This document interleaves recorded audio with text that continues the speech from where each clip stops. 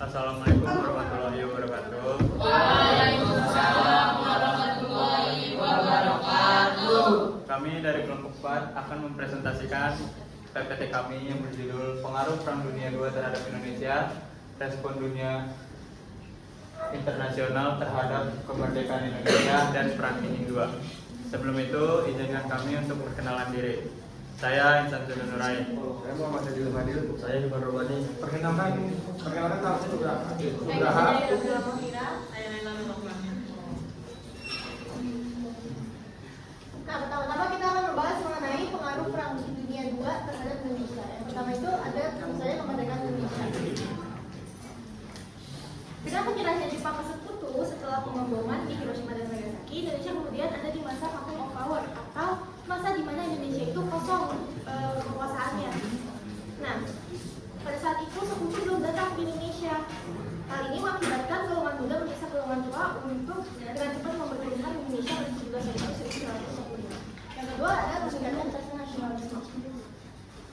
Jepang menggantikan pengaruh budaya Barat dengan budaya Jepang yang memanfaatkan orang Indonesia dalam kemiliteran, sehingga hal itu meningkatkan rasa nasionalisme masyarakat Indonesia. Apalagi pada saat itu juga ada kerja paksa Romusha yang turut meningkatkan rasa nasionalisme masyarakat Indonesia.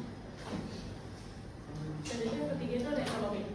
Jepang mengeksploitasi sumber daya alam dan tenaga kerja atau pengusaha untuk kepentingan perang Asia Timur Raya. Dan terakhir itu ada sosial. Kemiskinan petani akibat wajib setor padi, kelakuan tak manusiawi terhadap pengusaha, dan upaya Jepang untuk menghapus budaya Barat.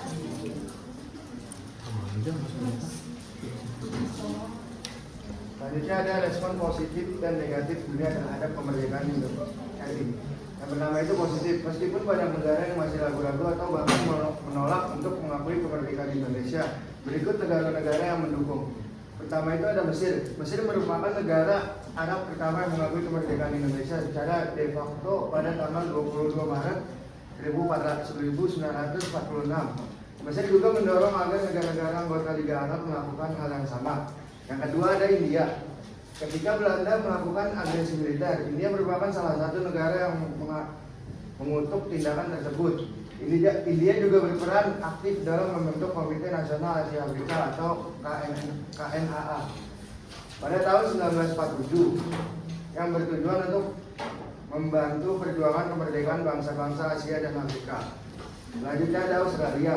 Australia juga memberikan dukungan kepada Indonesia dalam mempertahankan kemerdekaannya. Ribuan pelaut Australia melakukan boikot besar-besaran terhadap kapal milik Belanda yang memuat persenjataan. Akibatnya kapal-kapal tersebut tidak dapat melanjutkan pelayaran ke Indonesia. Peristiwa ini dinamai Black Armada. Aksi tersebut didukung oleh Partai Buruh yang saat itu menguasai pemerintahan Australia. Selanjutnya ada respon negatif dunia terhadap kemerdekaan Republik Indonesia. Yang pertama Belanda, penjajah yang menolak kemerdekaan. Belanda secara terang-terangan menolak proklamasi 17 Agustus 1945 karena menganggap Indonesia masih bagian sah dari Hindia Belanda.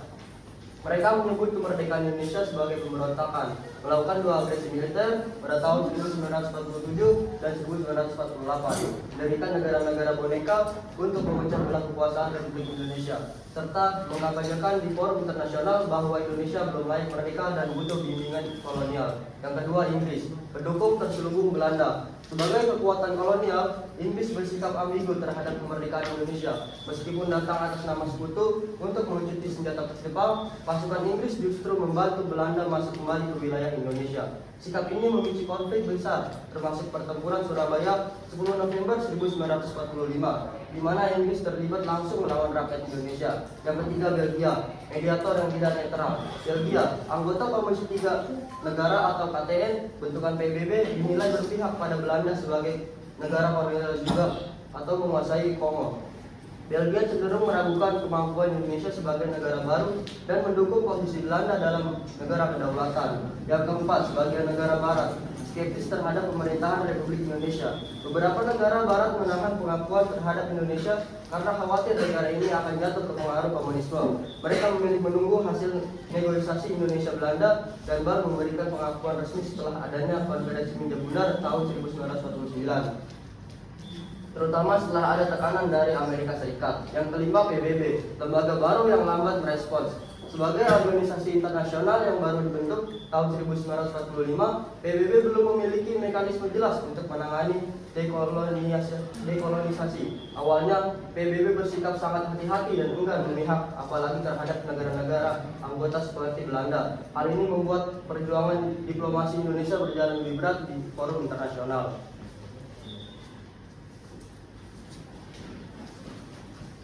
Oke, selanjutnya kita masuk ke Perang Dingin II.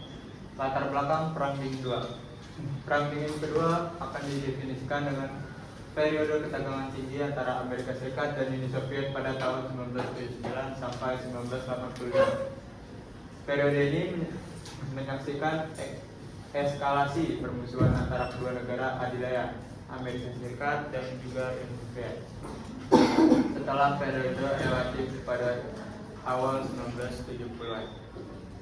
Pada tahun 1970-an, baik Amerika Serikat maupun Uni Soviet disibukkan dengan urusan internal dengan masalah dalam negeri.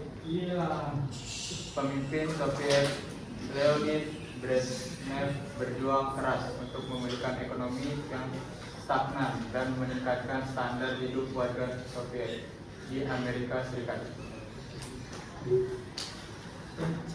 Gedung Putih bergulat dengan dampak negatif dari Perang Vietnam, krisis minyak besar, dan skandal Watergate yang menyebabkan pengunduran diri Presiden Richard Nixon.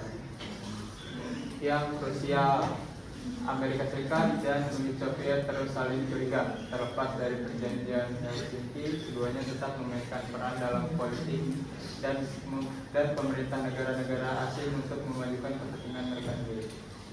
Perjanjian Helsinki juga dikenal sebagai Akta Final Helsinki, adalah perjanjian penting yang ditandatangani di Helsinki, Finlandia pada Agustus 1975. Selama konferensi keamanan dan kerjasama di Eropa, perjanjian ditandatangani oleh 35 negara termasuk Amerika Serikat, Kanada, Uni Soviet, dan semua negara Eropa kecuali Albania dan Andorra. Selanjutnya, ada penyebab terjadinya Perang Dingin II. Yang pertama itu persaingan geopolitik global. Amerika Serikat dan Tiongkok atau Rusia bersaing untuk mempengaruhi di berbagai wilayah seperti Asia Pasifik, Timur Tengah, dan Afrika. Selanjutnya, perang teknologi dan siber. Persaingan dalam bidang AI, 4G, semikonduktor, dan militer cyber. Perang dagang dan ekonomi. Amerika Serikat dan Tiongkok terlibat dalam tarif balasan, pembatasan ekspor, dan sanksi ekonomi. Selanjutnya, persaingan militer dan luar angkasa. Balapan senjata atau termasuk senjata hipersonik dan satelit luar angkasa. Lanjut, ideologi dan nilai. Perbedaan sistem demokrasi liberal milik Amerika Serikat melawan otoritarisme atau sistem komunis milik Rusia dan Tiongkok.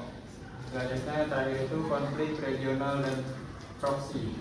Negara-negara besar mendukung pihak yang berlawanan dalam politik lokal seperti Rusia, Ukraina, Amerika Serikat, dan NATO mendukung Ukraina. Dan di sini ada kronologi perang dingin II. Yang pertama 2007, dia itu materinya di awal ketidakpastian global. Perang dingin II secara simbolik dimulai ketika presiden yang Rusia yang bernama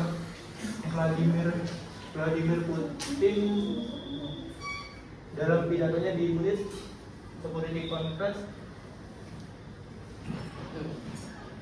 dan dia mengecam dominasi global di Amerika Serikat. Putin menyebut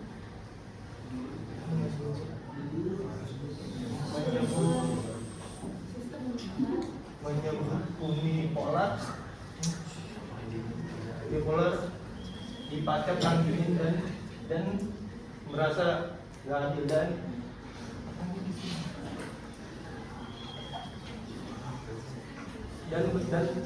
berbahaya. Pernyataan ini dianggap sebagai bahwa negara Rusia dan siap kembali menjadi aktor utama dalam suatu di tantangan global dan menantang pengaruh di Amerika Serikat di berbagai belahan wilayah di dunia. Selanjutnya, pada tahun 2008, konflik Rusia-Georgia. Ketegangan meningkat ketika Rusia terlibat konflik militer dengan Georgia. Negara pro-barat yang berusaha bergabung dengan NATO, Rusia menginvasi dan mengakui kemerdekaan Abkhazia dan Ossetia Selatan. Ini menjadi sinyal kebangkitan ambisi geopolitik Rusia dan menandai intervensi langsung pertama terhadap negara yang berada dalam pengaruh barat. Selanjutnya 2014, krisis Ukraina dan aneksasi Crimea. Puncak eskalasi terjadi ketika Rusia mencaplok semenanjung Crimea dari Ukraina dan mendukung pemberontakan separatis di wilayah Donbas. Tindakan ini dianggap pelanggaran hukum internasional. Amerika Serikat dan Uni Eropa merespon dengan sanksi ekonomi besar-besaran terhadap Rusia. Sementara NATO memperkuat kehadiran militer di Eropa Timur. Selanjutnya 2015, intervensi Rusia di Syria. Rusia melancarkan kampanye militer mendukung rejim Bashar al-Assad di Rusia, sementara Amerika Serikat mendukung kelompok oposisi. Syria pun menjadi ajang proxy war antara dua kekuatan besar. Intervensi ini memperlihatkan bahwa Rusia kembali memainkan peran global di luar kawasan bekas Uni Soviet. Pada 2016, perang siber dan gangguan politik.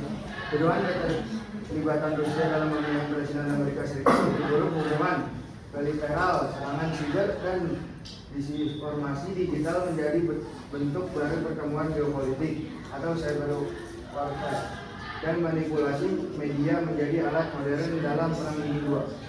Selanjutnya ada 2018, perang teknologi Amerika Serikat vs Tiongkok.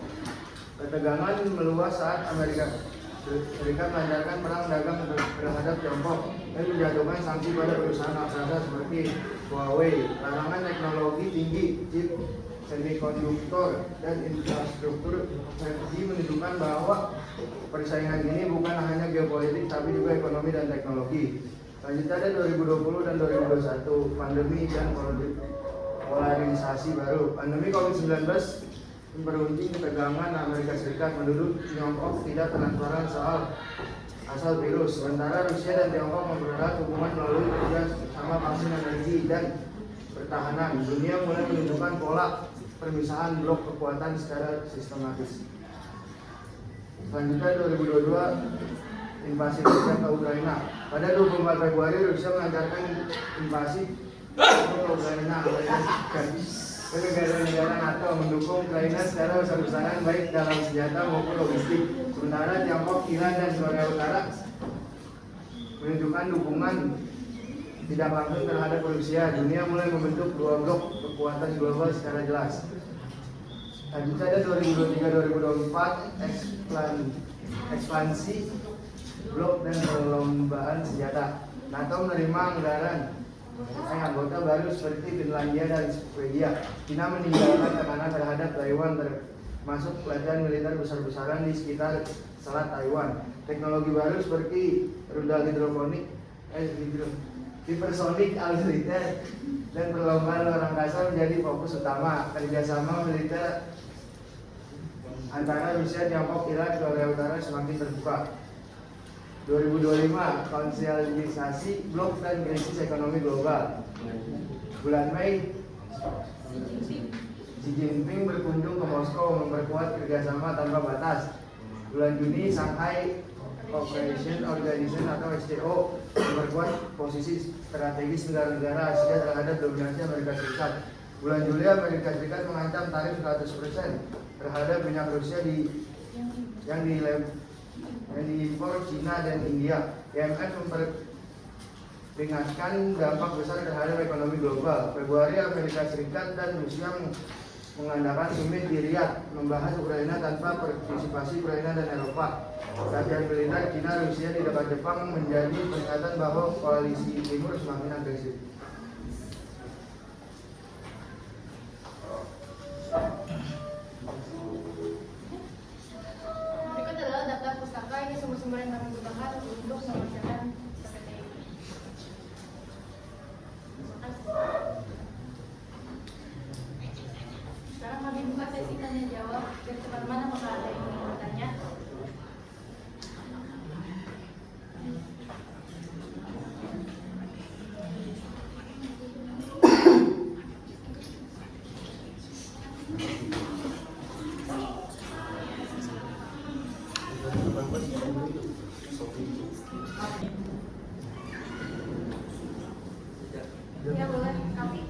Coba balik lagi ke slide 4.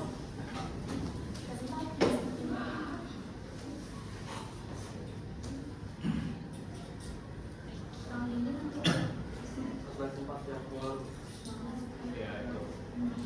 Nah, di situ kan pengaruhnya baru ada dampak dari ekonomi dan sosial. Saya mau nanya, ini kan tidak jauh dari kedudukan Jepang pada saat itu. Nah, saya mau nanya, bagaimana kondisi pendidikan pada masa kedudukan Jepang? Apakah itu pendidikan masih berkembang atau adanya kemunduran dari pendidikan di Indonesia? Baik, terima kasih Kak atas pertanyaannya. Bagaimana? Apakah ada yang ingin bertanya lagi? Chandra, boleh. Pertanyaannya simpel aja. Sebelumnya izin materi nama saya Chandra Wardana. Sisi yang saya ingin menanyakan tadi kan dijelaskan Jepang tuh waktu pengaruh Perang Dunia II di Indonesia kan dia menjajah tuh. Terus yang di slide respon positif dan negatif, apakah Jepang itu merespon kemerdekaan Indonesia itu dengan negatif dikarenakan negara tersebut menjadi Indonesia, lalu alasannya kenapa?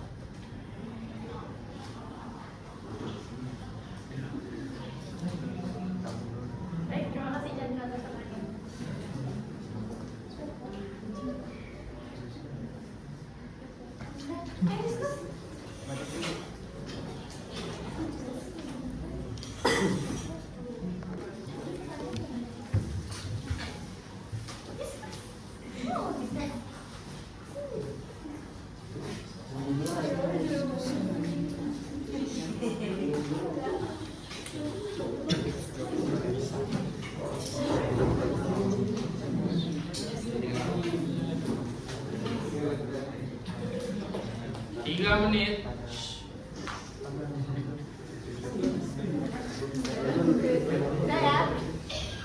Baik, izin menjawab untuk pertanyaan Kavi. Pertanyaannya itu tadi bagaimana kondisi pendidikan di Indonesia pada masa penjajahan Jepang? Untuk jawabannya itu karena sebelum Jepang sampai ke Indonesia itu kan sempat ada Belanda dahulu, dan mereka itu kan membangun sekolah juga di Indonesia. Dan setelah datangnya Jepang ke Indonesia, Jepang memusnahkan sekolah-sekolah itu dan mengalihkan kepada sekolah-sekolah untuk militer. Begitu.